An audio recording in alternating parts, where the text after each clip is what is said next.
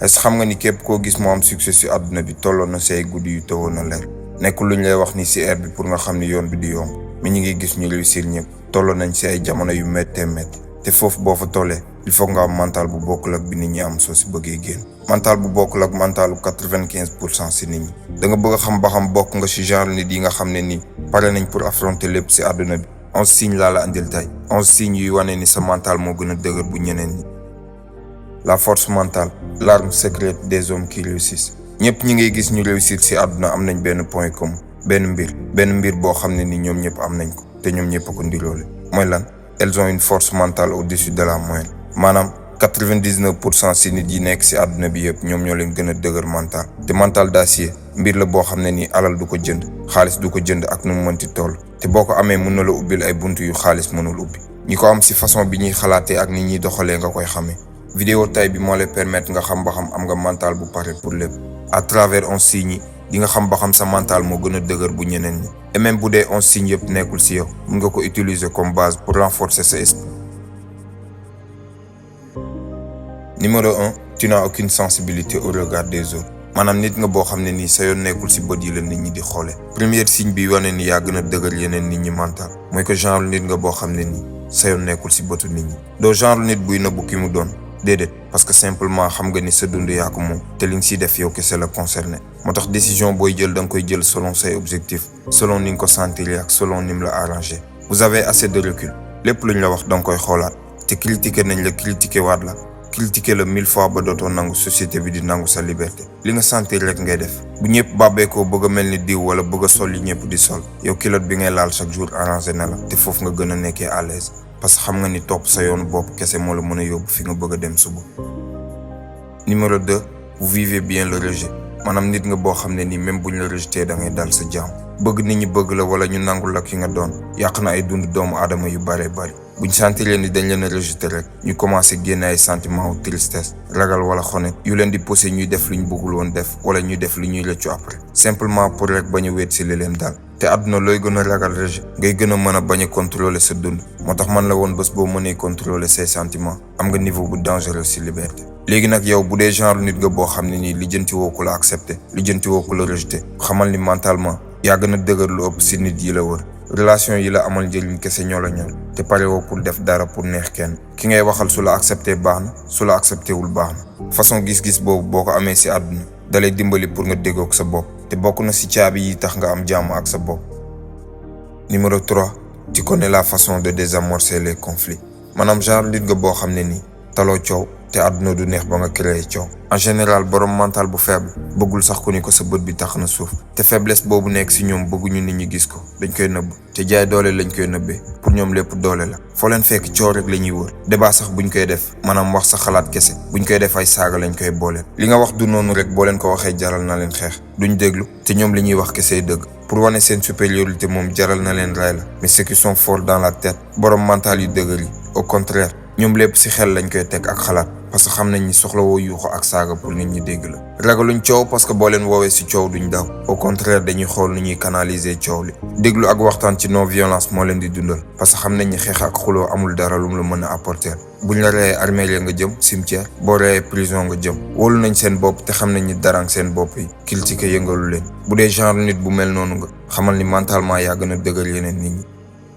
Numéro 4, vous savez que vous faites des erreurs et vous reconnaissez lorsque vous avez tort bu dee saay boo tooñee nit di nga taxaw ne ko maa ngi jégalu maa tooñ bu dee nit nga boo xam ne nii buñ la andilee preuve nga nangoo yëkkati sa loxo ne wax nga dëgg maa juumoon bu dee xam nga ni nangu ni nekkoo ci dëgg du faiblesse alors xamal ni mentalement tu es fort am capacité wu nangu ni yaa juum bokk na ci jikkoy nit yi ngay gis ñuy réussir borom mental yu faible yi ñoom jamais duñ nangu ni ñoo nekkul ci dëgg mën nañ la tooñ ba xam ni ñoo la tooñ mais jamais duñ jégalu jamais duñ nangu ni niñ doxalee du noonu simplement parce que mënuñu déglu dara ci dal ak tey te li gën a grave ci loolu mooy dañuy gën a aggraver seen problème parce que boo bëggee régler lépp ci xët-xët day gën a wane ñàkk gëm sa bopp bi nekk ci yow. Numéro 5, tu sais dire je ne sais pas maanaam nit nga boo xam ne ni mën nga taxaw ne xaw ma sans gêne contrairement li ñëpp di xalaat nit ñi pour ñoom il faut nga xam lépp pour mën a doon dara mënul nekk kenn mënul xam lépp et c'est normal nga bañ a xam lépp même ñi ëpp xam-xam ci àdduna bi am na ay domaines yoo xam ne nii xamuñu ci dara et puis taxaw ne xaw ma du gàcce. D'ailleurs ñi ngay gis ñu réussir ñëpp nëbbu ñu domaine bi ñu maîtriser ak bi ñu maîtriser wul. dañ naan la carrément li nga may laaj nii xaw ma lii laa xam lii laa maîtriser lee xaw ma si dara. Et puis comme ñoom gëm nañ seen bopp te dute wuñ ci seen ay connaissances donc du doon problème ñu taxaw ne du lépp laa xam. Au contraire ñoom occasion lañ koy def pour jàng lu bees boo leen di wax luñ maîtriser wul dañuy toog déglu la. faible ñoom dañuy def lépp luñ mën pour nëbbu ni xamuñu jaral na leen ñu wax ay tojaange yu ñu leen di xoolee après. pour ñoom taxaw ne xaw ma day wàcce grade wala day wàcce seen personnalité alors que xaajul bay demee noonu. mais bu dee amoo problème mu taxaw ne xaw ma xamal ni sûrement bokk nga ci borom mental yu dëgër yi. Bonjour tout le monde, j'espère que yéen ngi ne am jàmm ak salaam bu baax a baax ak fu waay mënti nekk. En tout cas man maa ngi ci jàmm te maa ngi leen koy ñaanal bu baax a baax.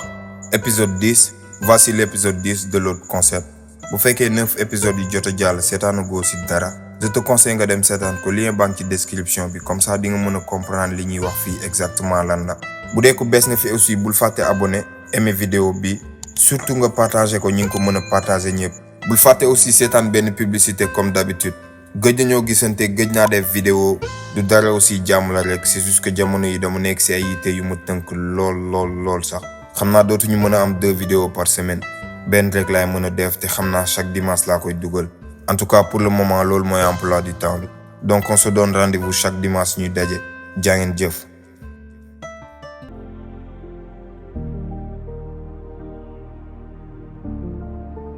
Numéro 6, tu sais bien la fermer quand il le faut. maanaam genre nit nga boo xam ne nii di nga wax mais bu heure noppi jotee di nga noppi. d'habitude nit bu amul confiance ci boppam day am problème mu noppi débat boo dem fekk ko fa. te séntu wuñ ci dara lu dul gis leen mais genre jikko yooyu li ci gën a garaaw mooy ko doo jox sa bopp image bu rafet te ñoom xamuñu loolu. wax ju bari ay problème kese la lay dolli genre créer ay noon jox sa bopp image yu nit ku yëg boppam wala ñàkkal sa bopp fayda. mentalement boo xamee ki nga doon au contraire doo bari wax mais silence ngay jël utiliser ko comme arme noppi tëj sa gémmiñ. les personnes à succès rarement nga leen di gis ñu nekk ci débat di wax dañuy préférer toog déglu nit ñi bañ a wax sax su mënee nekk te loolu moo leen di permettre ñu mën a doxal stratégie bi nekk seen bopp am éléments yi leen manqué woon pour mën a doxal seen ay affaire. savoir taire maanaam mën a tëj sa gémmiñ mooy wane ni xam nga fi nga jëm ci àdduna làmbatuwoo xam nga fi ngay teg sa tànk te wóolu nga yoon bi nga jël. Numéro 7,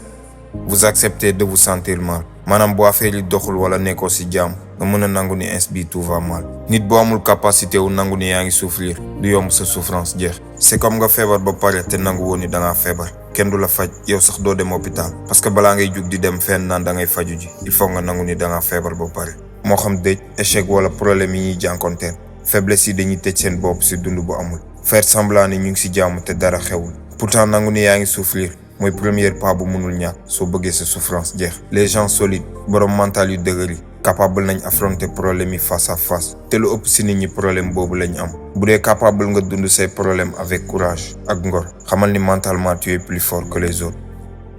Numéro 8, vous voyez le bon côté de chaque situation. être positif maanaam nit nga boo xam ne nii lu xew rek si ni mu gën a rafetee nga koy xoole même bu dee si musiba nga nekk chaque jour da nga naan sa xel am na lu ma fi war a jàng te lépp yàqoogul dina baax. borom mental yu dëgër yëpp façon boobu la ñuy dundee ñoom ñëpp am nañ capacité wu bañ a bàyyi mu sedd et ils regardent les choses du bon côté. et bu dee noonu ngay dundee xamal ni sa mental moo gën a dëgër bu ñeneen ñi. ceux qui ont un esprit plus faible se concentrent sur le négatif. si li dul dox rek la ñuy concentré wu jàmbat kese au lieu ñu concentré wu si ni ñuy def ba génn si mais si li doxul kese la ñuy nekk résultat xalaat yu bon kese la ñuy am ak émotion yu négatif naqar tristesse ak yu mel noonu état d'esprit boobu kese moo la mën a tere avancer si àdduna.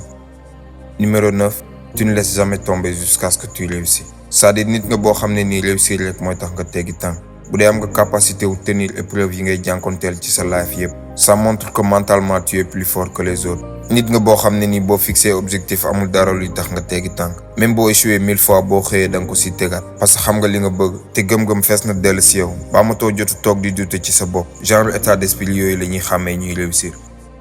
Numéro 10, vous avez compris qu'on ne peut pas échouer maanaam dem nga ba xam ne échec existé wul bu dee nit ñi réussir dañuy tenir ak lu mënti xew c'est parce que dem nañ ba xam ne échec existé wul illusion la xam nañ ni réussir essayer waat kese moo la koy may moo tax dañuy profité ci seen plan ba keroog muy doxee comme niñ ko bëggee. et bu dee comprendre nga loolu ci sa bopp rek alors xamal ni yaa gën a armé wu 99% si nit yi ngay fréquenté ñi si des ñemewuñ échec ragal moo leen sonal amuñ fitu commencé dara moo taxit jamais duñ évoluer xëy di jàmbat moo leen gënal dem jëli liñ moom. Numéro 11, vous ne comptez que sur vous-même. Ci sa bopp kese nga yaakaar. Dernier signe bi wane ni mentalement yaa gën a dëgër ñeneen ñi mooy nit nga boo xam ne nii ci sa bopp kese nga yaakaar ak si lépp looy mënti dugg ak si lépp looy mënti bokk yow leer na la ni budul sa bopp kenn mënu la see génne. Loolu nag signifiewul bokkatu sa ruq rek ku la may loxo nga bañ déedéet loolu sax amul sens puis mënuma la koo digal. Yaakaar ci sa bopp kese mooy nga jël say responsabilités si domaine yëpp sa àdduna te lépp li muy laaj nga def ko si pour jëli li nga bëgg. boo dajee ku la mën a teg loxo ci yoon bi xayrul mais bul ko boole sa plan. lu ëpp si nit ñi dañuy jël seen àdduna yëpp wékk ko si kenn wala jël seen lépp basé ko si benn nit. état bi la ñuy xaar ndimbal wala seen famille ak yu mel noonu. bu ñu amee problème amuñu capacité wu trouver seen bopp ay solution. bu dee gis nga sa bopp si vidéo xamal ni am nga état d'esprit bu baax pour réussir. continuer noonu parce que mën nga am lépp li nga bëgg si àdduna. bu dee aussi yi ma fi lim yëpp amul benn bu nekk si yow xamal ni dara weesagul. jëlal 11 yi ma fi lim yëpp fixé leen ay objectif te nga jéem leen a boole ci say habitude